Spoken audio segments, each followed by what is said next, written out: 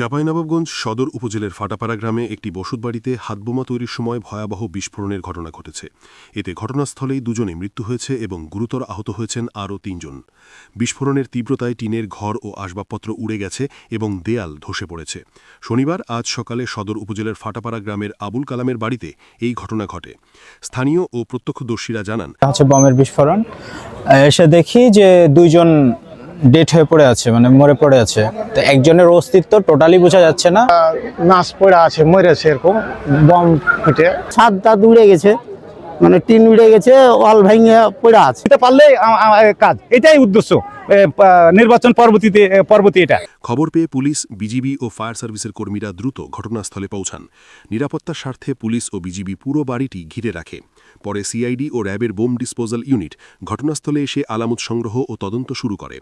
বিস্ফোরণে নিহত দুইজনের শরীর ক্ষতবিক্ষত হয়ে যাওয়ায় তাৎক্ষণিকভাবে তাদের পরিচয় শনাক্ত করা সম্ভব হয়নি। তবে আহত ৩ জনকে উদ্ধার করে রাজশাহী মেডিকেল কলেজ হাসপাতালে পাঠানো হয়েছে। পুলিশ জানায়, আহতদের মধ্যে দুজনের বাড়ি চরবাগডাঙ্গা এবং একজনের বাড়ি রানীহাটি ইউনিয়নে। স্থানীয় জনপ্রতিনিধিদের ধারণা, এলাকায় আধিপত্য বিস্তার বা নির্বাচন পরবর্তী নাশকতার জন্যই এই বোমা তৈরি করা হচ্ছিল। ঘটনার পর থেকেই বাড়ির মালিক আবুল কালাম ও তার পরিবারের সদস্যরা পলাতক রয়েছেন।